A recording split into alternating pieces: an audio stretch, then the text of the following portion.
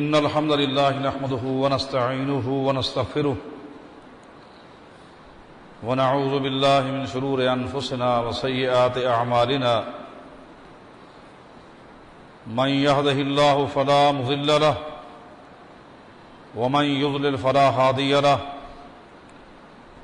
وأشهد أن لا إله إلا الله وحده لا شريك له وأشهد أن محمدا عبده ورسوله اللهم صل على محمد وعلى آل محمد كما صليت على إبراهيم وعلى آل إبراهيم إنك حميد مجيد اللهم بارك على محمد وعلى آل محمد كما باركت على إبراهيم وعلى آل إبراهيم إنك حميد مجيد من يطع الله ورسوله فقد رشد واهتدى ومن يعص الله ورسوله فقد ضل وغوى أما بعد فإن خير الحديث كتاب الله وخير الهدي هدي محمد صلى الله عليه وسلم وشر الأمور محدثاتها وكل محدثة بدعة وكل بدعة ضلالة وكل ضلالة في النار أعوذ بالله من الشيطان الرجيم بسم الله الرحمن الرحيم ولا تقتلوا أنفسكم إن الله كان بكم رحيما ومن يفعل ذلك عدوانا وظلما فسوف نصليه نارا وكان ذلك على الله يسيرا۔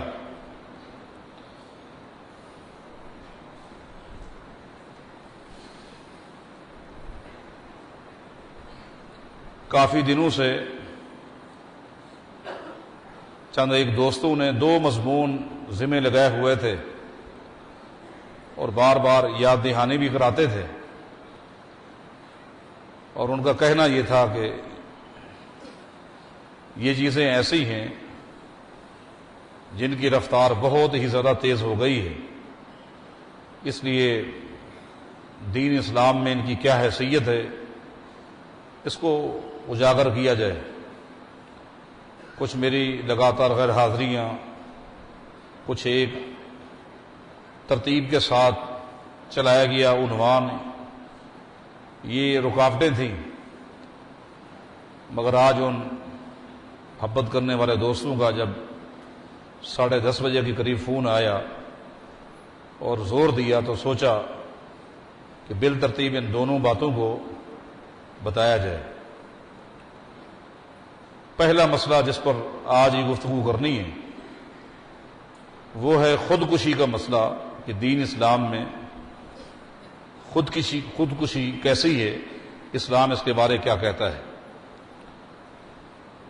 کیونکہ اس کی رفتار بہت تیز ہو چکی ہے اور اے دن اخبارات میں اطلاعات یہی ہیں، فلاں مرد نے فلاں عورت نے خودکشی کی اور اپنے آپ کو پھندا ڈال کر لٹکا دیا، یہ کر دیا وہ کر دیا۔ اور ایک جو عنوان ذمہ لگایا گیا ہے وہ ہے طلاق کا، کہ آج کل نوجوان نسل بہت ہی جذباتی ہو کر چھوٹے سے اختلاف کے اوپر آ کر طلاق ہی دے دیتے ہیں، گھر اجڑ کر رہ جاتا ہے، دو خاندان آپس میں جدا ہو جاتے ہیں۔ اس کے اوپر بھی تفصیلی گفتگو انشاءاللہ بعد میں کروں گا۔ آج خودکشی کے متعلق ایک تفصیلی گفتگو کا ارادہ ہے۔ سب سے پہلے تو یہ ذہن نشین کر لیں کہ آدمی خودکشی کیوں کرتا ہے، اس کے اسباب کیا ہے۔ اس کے اسباب جہاں تک میں سمجھا ہوں وہ آزمائشیں ہیں، مختلف آزمائشوں کی زد میں انسان آ جاتا ہے، اور یہ بات بھی ذہن نشین کر لیں کہ آزمائشوں سے کوئی بھی خالی نہیں، چاہے مسلمان ہو چاہے کافر ہو، مشرک ہو موحد ہو، دیندار ہو بے دین ہو، باعمل ہو بدعمل ہو، غریب ہو امیر ہو، مرد ہو عورت ہو، ہر شخص کسی نہ کسی امتحان اور آزمائش کی زد میں ہے۔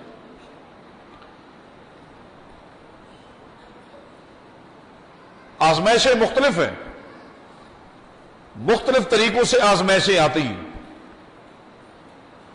بعض آزمائشیں جسمانی ہوتی ہیں، لگاتار ایک آدمی بیماری کی صد میں آ جاتا ہے، بیمار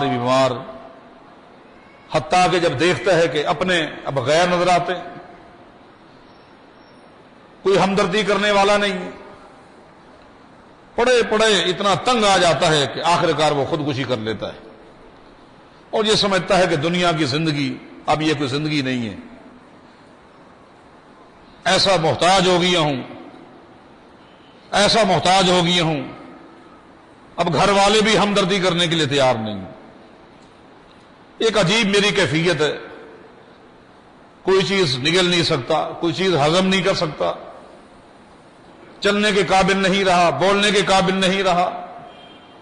اب یہ کون سی زندگی ہے؟ یہ کوئی زندگی ہے؟ وہ اس زندگی سے تنگ آ کر خودکشی کر لیتا ہے۔ کبھی آزمائش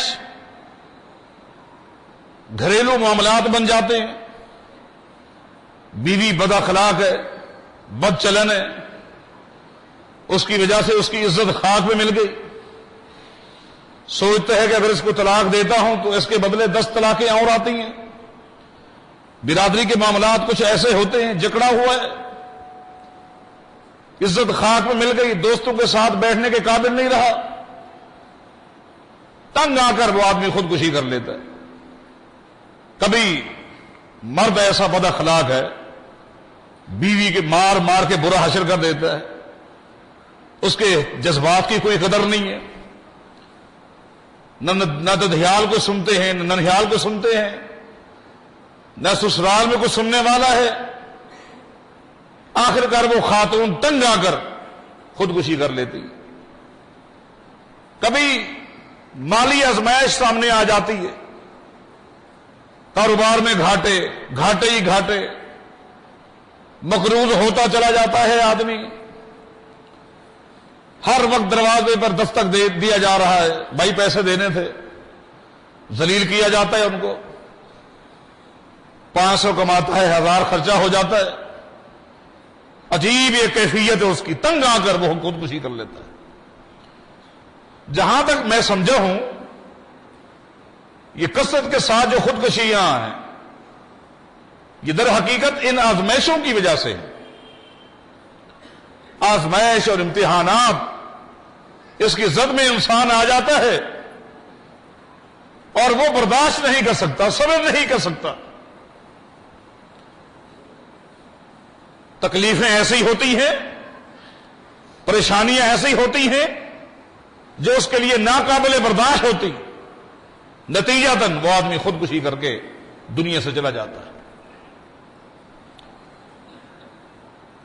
یہ خودکشی کتنا بڑا گناہ ہے، آئیے پھر اس گناہ کو ہم سمجھتے ہیں اور پھر اس نقطے پر غور کریں گے کہ اتنا بڑا گناہ کیوں ہے، یہ کتنا بڑا گناہ ہے اور اتنا بڑا گناہ کیوں ہے، اس کو ہم سمجھتے ہیں۔ یہ گناہ اتنا بڑا ہے کہ ایک دن رسول اکرم صلی اللہ علیہ وسلم نے بنی اسرائیل کے ایک شخص کا واقعہ بیان کیا اور فرمایا کہ اس شخص کے ہاتھ میں چوٹ لگی، زخم آ گیا، اس زخم میں اتنی تکلیف ہوئی کہ وہ تکلیف برداشت نہیں کر سکا۔ آخرکار نبی علیہ السلام فرماتے ہیں، صحیح بخاری کی حدیث ہے، وہ شخص اٹھا، اس نے گھر میں چھری تلاش کر لی اور چھری اٹھا کر اس نے اس ہاتھ کو کاٹ دیا۔ اب اس کی تکلیف اتنا بڑھ گئی، اس کٹے ہوئے ہاتھ سے اتنا خون نکلا، اسی تکلیف کے اندر وہ فوت ہو گیا۔ نبی علیہ السلام فرماتے ہیں اللہ تعالیٰ نے اس وقت کے پیغمبر پر وحی نازل کر دی، اس وحی میں کیا فرمایا کہ بادرنی عبدی بنفسہ، میرے فلاں بندے نے جلد بازی کی ہے، میرے فلاں بندے نے جلد بازی کی ہے. اب کیا کیا؟ حرمت علیہ الجنہ، آپ اپنی امت کو بتا دیں میں نے اس جلد بازی کرنے والے پر جنت کو حرام کر دی ہے. یہ گناہ ہے کہ حرمت علیہ الجنہ، میں نے اس خودکشی کرنے والے پر جنت کو حرام کر دی ہے. آئیے صحیح بخاری کے حوالے سے ایک اور حدیث سنتے ہیں. صحیح بخاری کی حدیث ہے، میدان جہاد میں ایک مجاہد بڑی محنت کے ساتھ بڑے جذبے کے تحت لڑ رہا ہے اور دشمنوں کے چھکے چھڑائے جا رہا ہے. اس کی اس محنت کو، جذبے کو دیکھ کر صحابہ کرام کی زبان پر ایک لفظ آ گیا کہ یہ شخص ایسے کارنامے دکھلا رہا ہے، ایسا کارنامہ ہم نے کسی کا دیکھا ہی نہیں. نبی علیہ الصلوۃ والسلام پر اللہ تعالیٰ نے وحی نازل کی اور آپ کی گفتگو اللہ کی وحی ہوتی.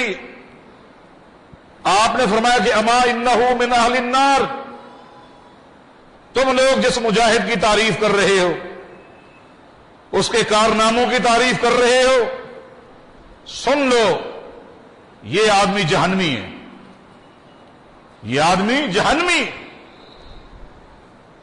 حدیث میں آتا ہے کہ یہ جملہ صحابہ کرام پر شاق گزرا، بڑا وزنی گزرا، بھاری گزرا. بظاہر اس کا عمل جنتیوں والا، یہ جملہ بڑا بھاری گزرا، لیکن ایمان کا تقاضا یہی تھا کہ اگرچہ یہ جملہ تمہارا ذہن، تمہاری عقل قبول نہیں کرتا، تمہاری عقل قبول نہیں کرتی، لیکن تمہارا ایمان اس کو قبول کرے گا.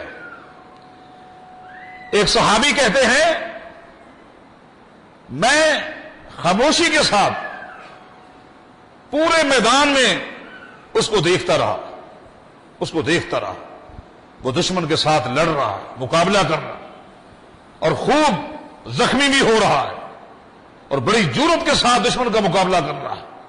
حتیٰ کہ میں نے دیکھا کہ جب وہ زخموں سے چور ہو گیا، خون سے لت پت ہو گیا، تو وہ تکلیفیں اس کے لیے ناقابل برداشت ہو گئی. ایک دم وہ صف سے نکلا، تلوار اپنی ہاتھ میں لیے پہاڑ کے دامن میں چلا گیا.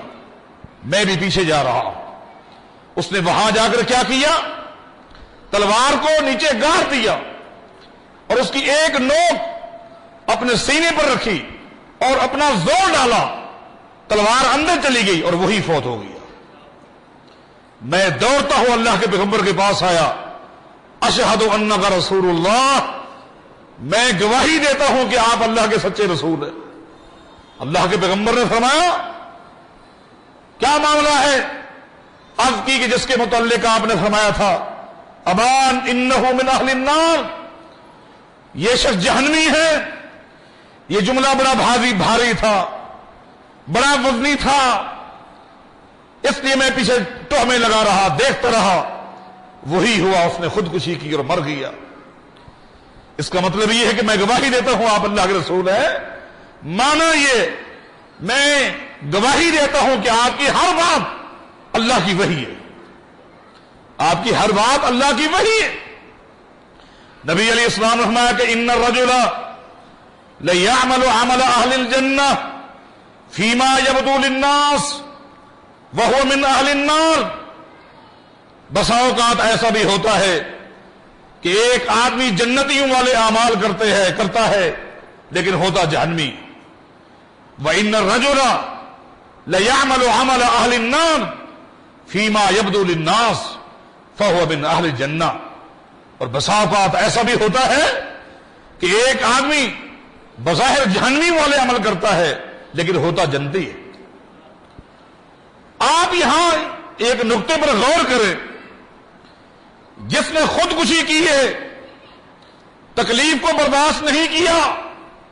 یہ تکلیف دنیا کی خاطر نہیں تھی، یہ کوئی بیماریاں نہیں تھی جس کو برداشت نہیں کر سکا، یہ کوئی مالی پریشانیاں نہیں تھی یہ خاندانی یا گھریلو معاملہ نہیں تھا جو اس کے لیے ناقابل برداشت ہو گیا، یہ تو جہادی معاملہ تھا، میدان جہاد میں تھا، دشمن کے ساتھ لڑ رہا تھا۔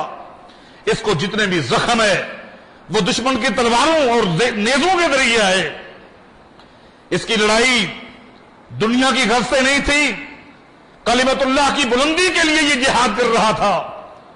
جب یہ شخص تکلیف برداشت نہیں کر سکا اور خودکشی کی، اور اللہ کے پیغمبر فرماتے ہیں، صحیح بخاری کی، صحیح مسلم کی حدیث ہے کہ یہ جہنمی ہے، تو اس آدمی کے متعلق کیا کہیں گے جو دنیا کی تکلیف کو برداشت نہ کرے اور خودکشی کرے اور مر جائے؟ کیا وہ جنتی ہے؟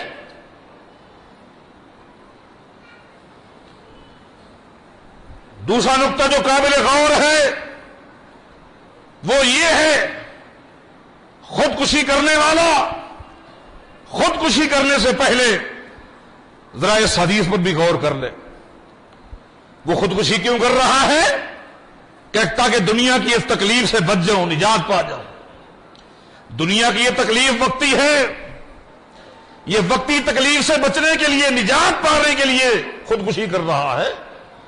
لیکن اس کو یہ بھی تو حدیث سامنے رکھنی چاہیے، نبی علیہ السلام کو فرمان ہے کہ من قتل نفسه بحدیدۃ فحدیدتہ فی یدہ، جو شخص لوہے کے ذریعے، لوہے کے کسی اوزار کے ذریعے، نیزے کے ذریعے، تیر کے ذریعے، تلوار کے ذریعے اپنے آپ کو قتل کر دیتا ہے، خودکشی کرتا ہے، وہ مت سمجھے کہ اب دنیا کی تکلیف سے میں بچ گیا، نجات پا گیا۔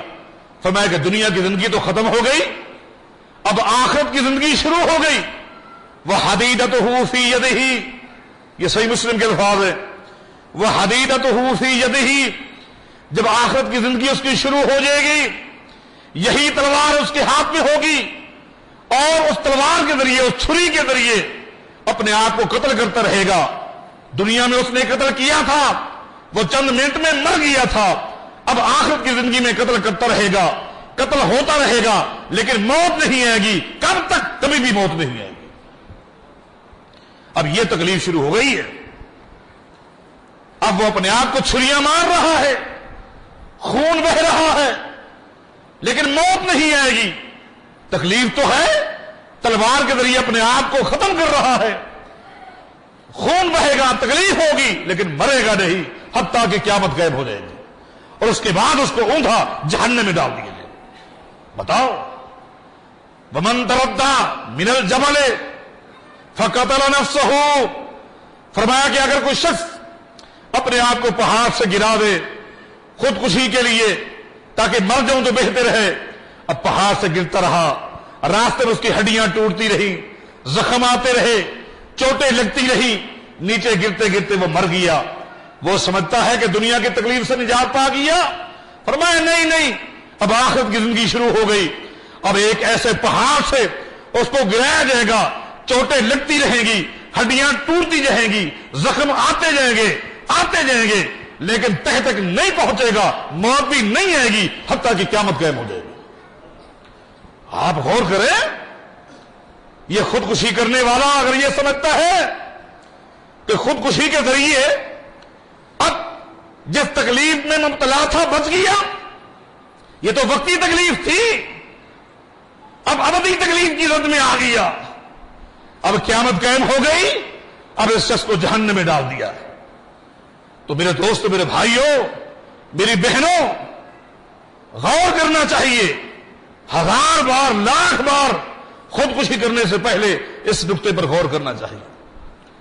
اب دوسرا مسئلہ یہ ہے، خودکشی اتنا بڑا جرم کیوں ہے؟ خودکشی کرنا اتنا بڑا جرم کیوں ہے؟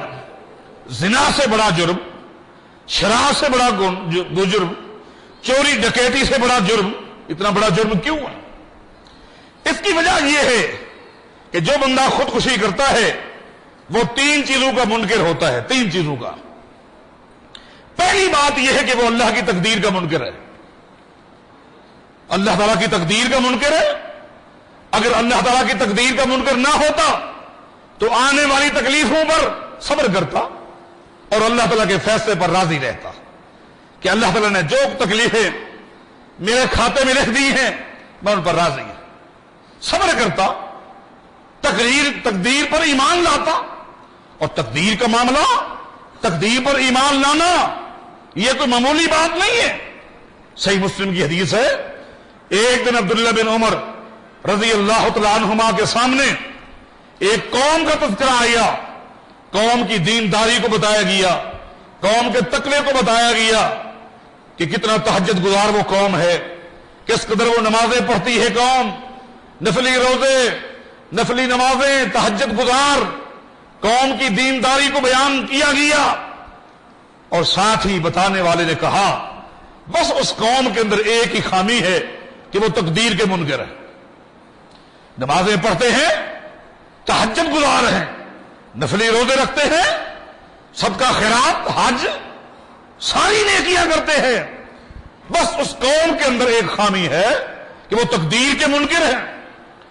عبداللہ بن عمر رضی اللہ تعالیٰ عنہما نے فرمایا بھائی جب تو اس قوم کے پاس جائے اس قوم کے میرا ایک پیغام بتا دینا, اس قوم کو میرا ایک پیغام سنا دینا. وہ پیغام کیا ہے؟ فرمایا کہ اس قوم کو بتا دو اگر پوری قوم کی دینداری کو, پوری قوم کی عبادت کو کسی ایک آدمی کے کندھے پر رکھ دیا جائے تب بھی وہ شخص پوری قوم کی نیکیوں کو لے کر بھی اس وقت تک جنت میں نہیں جائے گا جب تک تقدیر پر اس کا ایمان نہیں ہوگا. تقدیر کا مسئلہ اتنا اہم ہے. جو بندہ خودکشی کرتا ہے کہ نمبر ایک وہ تقدیر کا منکر ہے, تقدیر کا منکر نہ ہوتا تو اللہ کے فیصلوں پر راضی رہتا, تکلیف آئی ہے اس کو برداشت کرتا, صبر کرتا اور یہی کہتا قدر اللہ ما شاء فعل. جو کچھ اللہ تعالیٰ نے میری ذات کے بارے لکھ دیا ہے, جو تکلیفیں لکھ دی ہیں, میں اللہ کے فیصلے پر راضی ہوں, اس تقدیر پر میں راضی ہوں. تقدیر کا منکر ہے. نمبر دو وہ شخص جو خودکشی کرتا ہے وہ اللہ تعالیٰ کی رحمت کا بھی منکر ہے, جبکہ اس تکلیف کے اندر بھی اس بندے کو اللہ کی رحمت کی امید کرنی چاہیے تھی. تکلیفیں آتی ہیں, پریشانیاں آتی ہیں, لیکن ان پریشانیوں میں بجائے اس کے کہ وہ خودکشی کرے وہ تو تعلق باللہ کو اور مضبوط کرے, اور زیادہ اللہ کے ساتھ جو رشتہ ہے اس کو مضبوط کرے. مایوسی کفر ہے. کتنا عرصہ گزر گیا سیدنا یعقوب علیہ السلام کو بیٹے کی جدائی میں, لیکن 40 سال کے بعد بھی کیا کہا فتحسسوا من یوسف, جاؤ یوسف کو تلاش کرو. فرمایا کہ انہ لا ییأس من روح اللہ الا القوم الکافرون. اللہ کی رحمت سے صرف کافر قومی نا امید رہتی ہے, کافر قومی نا امید رہتی. تعلق اور مضبوط ہو گیا. سیدنا ایوب علیہ السلام کو دیکھے, جائیداد چھن گئی, اولاد چھن گئی, گھر بے گھر کچھ بھی نہیں ہے, کتنی تکلیف ہے, کئی سال تک بیماری کی زد میں, اولاد ساری فوت ہو گئی, جائیدادوں کے مالک سب جانور تباہ و برباد ہو گئے, بیماری کی زد میں آ گئے. کیا خودکشی کر لی؟ نہیں, تعلق باللہ کو اور مضبوط کیا اور فرمایا انما اشکو بثی وحزنی اللہ. میرا معاملہ میرے رب کے ساتھ ہے. انما اشکو بثی وحزنی اللہ. میں اگر اپنی تکلیف کو رکھتا ہوں تو ایک اللہ کے آگے, اپنے غم کو پیش کروں گا تو ایک اللہ کے آگے رکھوں. یہ شخص اللہ کی رحمت کا بھی منکر ہے. اور نمبر 3 جو شخص خودکشی کرتا ہے وہ اللہ کے پیغمبر کی حدیث کا بھی منکر ہے, چوٹی کا منکر ہے. اس کا اللہ کے پیغمبر کی حدیث پر کوئی ایمان نہیں. کیوں؟ اس لیے کہ نبی علیہ الصلوۃ والسلام کو فرمان ہے ما یصیب المسلم من نصب ولا وصب ولا حزن ولا هم ولا اذن ولا غم حتى الشوكة التي يشاكها الا كفر الله بها خطاياه. فرمایا کہ دنیا کے اندر جب کسی مسلمان کو کوئی تکلیف آتی ہے, کوئی دکھ پہنچتا ہے, کوئی پریشانی آتی ہے, حتیٰ کہ چلتے چلتے تھک جاتا ہے, تھکاوٹ آ جاتی ہے, کوئی کام کرتا ہے، کام کی وجہ سے تھکاوٹ آ جاتی ہے، اس تھکاوٹ کی وجہ سے بھی اللہ اس کے گناہ معاف کر دیتا ہے۔ تھوڑی سی تھکاوٹ آئی، چلتے چلتے تھکاوٹ آ گئی، تھک گیا، یہ اب چلنے کی ہمت نہیں ہے، اس تھکاوٹ کی بنا پر بھی اللہ گناہ معاف کر دیتا ہے۔ کام کیا، تھک گیا، پسینہ آ گیا، تھوڑی دیر کے لیے سانس لیتا ہے، اس تھکاوٹ پر بھی اللہ اس کے گناہ معاف کر دیتا ہے۔ حتی الشوکۃ التی یشاقھا، حتیٰ کہ چلتے چلتے اگر اس کے پاؤں میں کانٹا چبھ جاتا ہے، برداشت کر لیتا ہے، اللہ اس کے گناہ معاف کر دیتا ہے۔ یہ اللہ کے پیغمبر کا فرمان ہے، نبی علیہ الصلوۃ والسلام کا فرمان ہے، ان عظم الجزاء ما عظم البلاء۔ اللہ کے پیغمبر کی حدیث ہے، مسلم حاکم کی حدیث ہے، فرمایا کہ قیامت کے دن بڑے لمبے لمبے تحائف اور تحفے اللہ تعالیٰ اپنے ہاتھ سے ان لوگوں کو دے گا جن کو دنیا کے اندر بڑی بڑی آزمائشوں میں اللہ نے ڈالا تھا۔ آپ غور کریں، قیامت کے دن اللہ تعالیٰ تحفے تقسیم کرے گا، تحائف تقسیم کرے گا، تحائف اللہ تعالیٰ گفٹ دے گا۔ یہ تحائف کن لوگوں میں تقسیم ہوں گے؟ جن کو دنیا کے اندر اللہ تعالیٰ نے آزمائش میں ڈالا تھا، پریشانی میں ڈالا تھا، بیماری میں ڈال دیا، جوانی میں بیماری آ گئی، چلتی جوانی پریشانی کے صدمے آ گیا، مالی پریشانی، کوئی بھی پریشانی، مگر وہ استقامت کا پہاڑ بنا رہا، اس نے صبر کیا، آج اس کے صبر کی وجہ سے آج اللہ تعالیٰ تحائف تقسیم کرے گا۔ اور اللہ کے پیغمبر نے فرمایا پہلا تحفہ جو اللہ تعالیٰ ان صابرین میں تقسیم کرے گا جن کو دنیا کی زندگی میں اللہ تعالیٰ نے آزمائشوں میں ڈالا اور خوب آزمائشوں میں لت پت رہے لیکن استقامت کا پہاڑ بن رہے، قربان جائیں، استقامت کا پہاڑ بن رہے، ہر تکلیف پر صبر کیا، کوئی شکایت نہیں، کوئی گلہ نہیں۔ پہلا تحفہ اللہ تعالیٰ ان میں تقسیم یہ کرے گا کہ قیامت کے دن اللہ کے سامنے ہر آنے والے کے نامہ اعمال کے کھولا جائے گا مگر ایک شخص کے نامہ اعمال کو اللہ تعالیٰ کھولنے نہیں دے گا۔ اللہ اکبر، قربان جائیں، قیامت کے دن ہر شخص کا نامہ اعمال کھولا جائے گا، نیکیاں بھی دیکھی جائیں گی، گناہ بھی دیکھے جائیں گے، مگر یہ شخص جو دنیا کے اندر آزمائش کی چکی میں پستا رہا، کاروباری پریشانی، بیماری کی پریشانی، مقدمات، گھریلو زندگی، لیکن صبر، استقامت، اللہ کی کوئی شکایت نہیں، اس بندے کو جب اللہ کے سامنے کھڑا کیا جائے گا اور فرشتے اس کے نامہ اعمال کو کھولنے لگیں گے، اللہ فرمائے گا نہیں، مت کھولو، مت کھولو، اس کا میں کیا امتحان لوں؟ میں دنیا کی زندگی میں اس کا امتحان لے چکا ہوں، اس کو جنت کی سرٹیفکیٹ دے دی جائے۔ یہ پہلا تحفہ ہے، پہلا تحفہ، اس کے نامہ اعمال کو کھولا نہیں جائے گا۔ یہ کتنی بڑی بات ہے، اس لیے فرمایا اللہ کے پیغمبر نے کہ ان اللہ اذا احب قوما ابتلاہ، اللہ کے پیغمبر فرماتے ہیں جب دنیا میں اللہ کسی قوم سے محبت کرتا ہے، آپ اندازہ لگائیے، ان اللہ اذا احب قوما ابتلاہ، جب اللہ تعالیٰ دنیا میں کسی قوم سے محبت کرتا ہے، کسی شخص سے محبت کرتا ہے، کسی گھرانے سے محبت کرتا ہے، کیا کرتا ہے؟ محبت کرتا ہے، تو کیا کرتا ہے؟ ابتلا ہو، اللہ اس کو دنیا میں آزمائش میں ڈال دیتا ہے۔ لوگ تو یہ کہتے ہیں، اب اس حدیث پر غور کریں، لوگوں کی ذہنیت دیکھیے، اگر کسی شخص کو دیکھیں گے باوجود دینداری کے آزمائش کی زد میں ہے، بیماری گھر سے نہیں نکل رہی، مقدمے گھر سے نہیں نکل رہے، مالی مسائل ہے، مقروض ہے، لوگ کہتے ہیں بظاہر تو بندہ اچھا لگتا ہے لیکن لگتا ہے کہ اللہ کی ناراضگی کی زد میں آیا ہوگا۔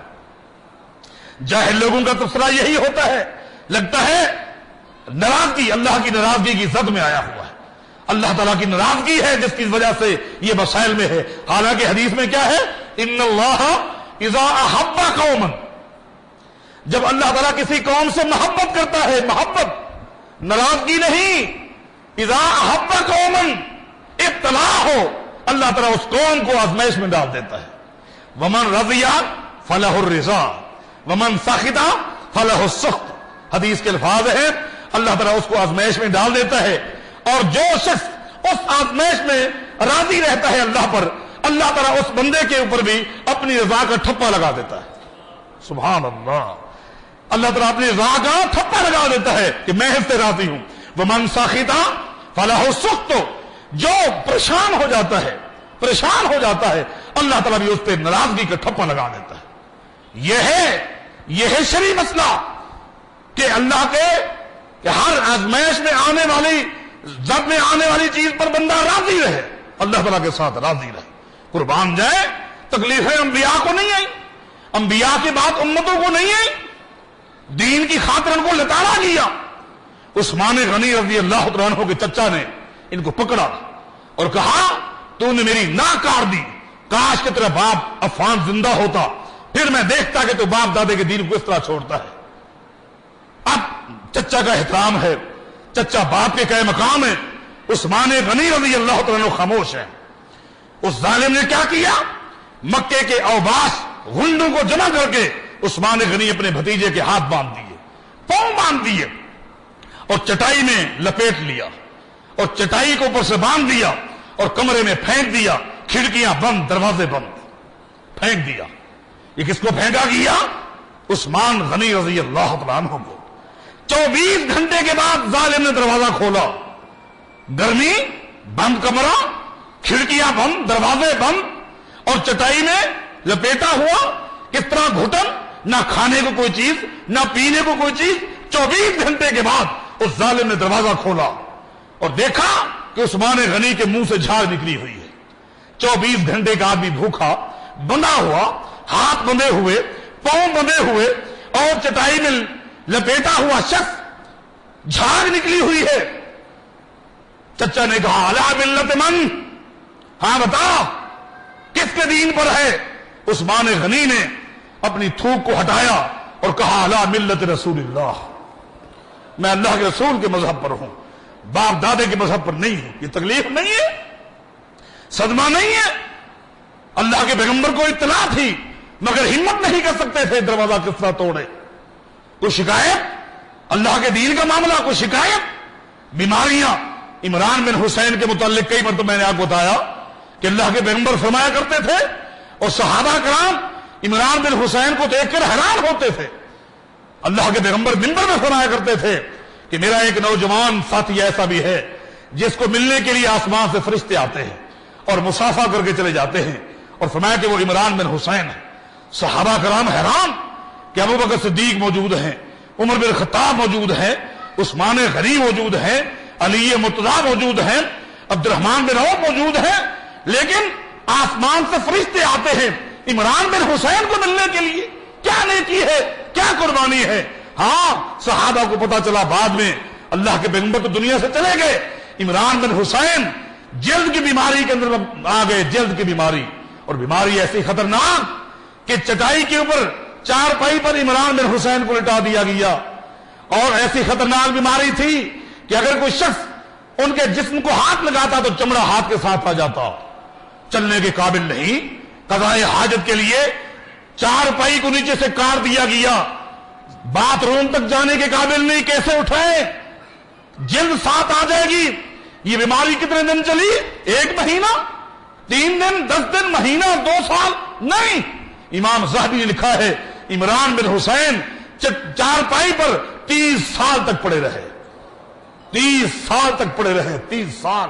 بتاؤ آج اگر ایک شخص اکتا کر خودکشی کر لیتا ہے، غور کر لے، 30 سال تک عمران بن حسین پاؤں زمین پر نہیں رکھ سکے، چلنے کے قابل نہیں تھے، مگر جو بھی صحابی اگر پوچھتا عمران کیا حال ہے، کہتے اللہ تعالیٰ کی ذات پر میں راضی ہوں، شکر ہے جو اللہ نے میرے لیے لکھا ہے، میں اللہ کے فیصلے پر راضی ہوں۔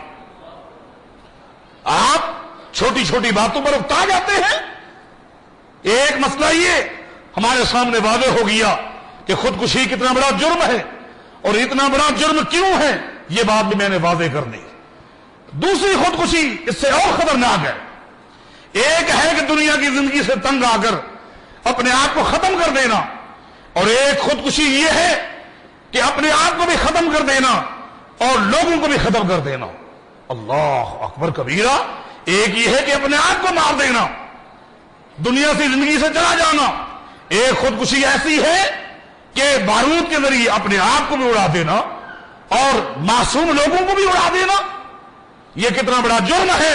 اس کے لیے وقت کی نزاکت کو سامنے رکھ کر قرآن کریم کی ایک آیت سنا دیتا ہوں، ایک آیت۔ اللہ تعالیٰ فرماتا ہے وَمَن يَقْتُلْ مُؤْمِنًا مُتَعَمِّدًا جو شخص کسی مسلمان کو جان بوجھ کر قتل کر دیتا ہے، جان بوجھ کر، اللہ تعالیٰ نے اس شخص کے لیے خود بھی مر گیا، دوسروں کو بھی مار دیا۔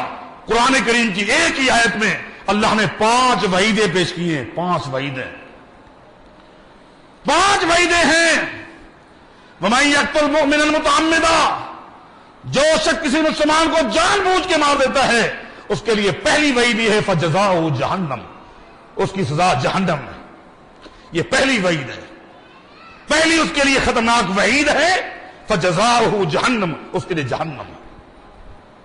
دوسری وعید کیا ہے؟ خالدًا فیہا، اور یہ شخص جو خود بھی مر گیا، لوگوں کو بھی اس نے مار دیا، یہ ہمیشہ جہنم میں رہے گا۔ اللہ اکبر کبیرہ، ہمیشہ جہنم میں رہے گا، ہمیشہ۔ اور تیسری وعید کیا ہے؟ وَغَضِبَ اللَّهُ عَلَيْهِ، اس شخص کے اوپر اللہ کا غضب ہے۔ اللہ کا غضب جس بندے پر ہو بچا۔ اللہ نے کس قوم پر غضب فرمایا؟ یہودیوں پر۔ یہودی مغضوب قوم ہے، یہودی قوم پر اللہ کا غضب ہے۔ یہ شخص جو خود بھی مر گیا، لوگوں کو بھی معصوموں کو مار دیا، اللہ نے فرمایا کہ وَغَضِبَ اللَّهُ عَلَيْهِ، جس طرح یہودیوں پر اللہ کا غضب ہے ان پر بھی اللہ کا غضب ہے۔ 3 وعیدیں، اور چوتھی وعید کیا ہے؟ وَلَعْنَهُ، اور اس پر اللہ کی لعنت ہے۔ بتاؤ، یہ تو سمجھتا ہے کہ میں نے کوئی کارنامہ کیا۔ اللہ فرماتا ہے وَلَعْنَهُ، اس شخص پر اللہ کی لعنت بھی ہے۔ اور لعنت کس قوم پر ہے؟ نصارہ پر لعنت ہے، نصارہ پر اللہ نے لعنت بھیجی ہے، یہودیوں پر اللہ نے لعنت بھیجی ہے، اور اس شخص پر بھی اللہ تعالیٰ کی لعنت ہے۔ اور 5ویں وعید کیا ہے؟ وَعَدَّ لَهُ عَذَابًا عَظِيمًا، وَعَدَّ لَهُ عَذَابًا عَظِيمًا، اور اللہ تعالیٰ نے اس شخص کے لیے بہت بڑا عذاب تیار کر کے رکھا ہے، تیار کر کے رکھا ہے اللہ نے۔ کیا عذاب اس خبیث کے لیے جو خود بھی مر گیا، لوگوں کو بھی مار دیا۔ یہ اس سے بڑا جرم ہے میرے دوستو، میرے بھائیوں، لہذا ان باتوں پر غور کیجئے۔ کچھ اور باتیں بھی کہنی تھی لیکن وقت مکمل ہو چکا۔ ضمناً ایک نقطہ جو سلف صالحین نے بڑی محنت کے ساتھ، جسارت کے ساتھ پیش کیا ہے، وہ بھی آپ کے آگے رکھ دیتا ہوں۔ وہ قرآن کریم کی آیت ہے، اللہ فرماتا ہے وَلَا تُهْلِكُوا وَلَا تُلْقُوا بِأَيْدِيكُمْ إِلَى التَّهْلُكَةِ وَلَا تُلْقُوا بِأَيْدِيكُمْ إِلَى التَّهْلُكَةِ، اپنے آپ کو ہلاکت میں نہ ڈالو۔ یہ قرآن کریم کی آیت ہے کہ اپنے آپ کو ہلاکت میں نہ ڈالو۔ سلف صالحین کا موقف یہ ہے کہ یہ اپنے آپ کو ہلاکت میں ڈالنا خودکشی تو نہیں ہے لیکن خودکشی کے مترادف ہے۔ اور وہ کیا ہے؟ وہ یہ ہے اپنے آپ کو ایسی بیماریوں میں خود مبتلا کر دینا جس سے دنیا کی زندگی ختم ہو جائے، شراب کا عادی کر دینا، افیون کا، چرس کا، بھنگ کا عادی کر دینا جس سے یہ زندگی تباہ ہو جائے، حتیٰ کہ ختم ہو جائے۔ اب وہ نہ چلنے کے قابل ہے، نہ اس کا دماغ حاضر ہے، اس کی زندگی نہیں ہے، اس نشائی اس کی کوئی زندگی ہے۔ یہ شخص اس نے خودکشی تو نہیں کی لیکن اپنے آپ کو اس نے ہلاکت میں ڈالا ہے۔ اسے معلوم ہے کہ سگریٹ نوچی ایک نشہ ہے، سگریٹ کے ذریعے اپنے معدے کو جلاتا ہے، اپنے پھیپھڑوں کو برباد کرتا ہے، روزانہ پڑھتا رہتا ہے کہ پھیپھڑوں کے اندر کینسر سب سے زیادہ جو ہوتی ہے سگریٹ نوشی کی وجہ سے ہوتی ہے۔ یہ ظالم اپنے معدے کو تباہ کر رہا ہے، اپنے پھیپھڑوں کو برباد کر رہا ہے، اس بیماری خطرناک کی زد میں اپنے آپ کو دے رہا ہے۔ قرآن کریم کی اس آیت کے مطابق کہ اپنے آپ کو ہلاکت میں نہ ڈالو، یہ بھی خودکشی تو نہیں کر رہا لیکن خودکشی کے مترادف ہے۔ ان کو بھی چاہیے اپنے آپ کو اس طرح کی بیماریوں سے بچائے۔ اللہ تعالی ہم سب کو شریعت کی فہم عطا فرمائے اور اس کے مطابق عمل کی توفیق عطا فرمائے۔ ان الحمد لله نحمده ونستعينه ونستغفره ونعوذ بالله من شرور انفسنا وسيئات اعمالنا من يهده الله فلا مضل له ومن يضلل فلا هادي له واشهد ان لا اله الا الله وحده لا شريك له واشهد ان محمدا عبده ورسوله اما بعد فان احسن الكلام كلام الله واحسن الهدي هدي محمد صلى الله عليه وسلم وشر الامور محدثاتها وكل محدثة بدعة وكل بدعة ضلالة وكل ضلالة في النار۔ یہ دعاؤں کی درخواستیں آئی ہیں مریضوں کے لیے دعا کر دیں۔ اے اللہ تمام بیماروں کو صحت کاملہ عاجل عطا فرما۔ محترم بھائی عبدالجبار صاحب مون لائٹ کے بیٹے محمد ابراہیم بیمار ہے، اے اللہ ان کو صحت کاملہ عاجل عطا فرما۔ شہدہ افضل جگر کی مریضاں ہیں، ان کے لیے دعا کیجیے، اللہ ان کو صحت کاملہ عاجل عطا فرمائے۔ محترم بھائی فاروق کے لیے دعا کیجیے، کافی جوڑوں میں تکلیف ہے اور انتہائی ہمارے قیمتی دوست ہیں، اللہ ان کو بھی صحت کاملہ عاجل عطا فرمائے۔ اسحاق بھائی کی صحت یابی کے لیے دعا کریں۔ اے اللہ تمام مریضوں کو، اے اللہ جن کے نام لیے ہیں یا جن کے نام نہیں لیے، جو ہمارے دینی بھائی دینی بہنیں جو بھی بیمار ہیں، گھروں میں اسپتال میں ہیں، جس بیماری کے مبتلا ہے، اے اللہ ان کو صحت کاملہ عاجل عطا فرما۔ اے اللہ جو پریشان حال ہیں ان کی پریشانی دور فرما۔ اے اللہ امت مسلمہ پر رحم فرما۔ اے اللہ دنیا اور آخرت کی بلائیں نصیب فرما اور دنیا اور آخرت کے شر سے ہم سب کو محفوظ فرما۔ سبحان ربک رب العزت عما یصفون وسلام علی المرسلین والحمد للہ رب العالمین۔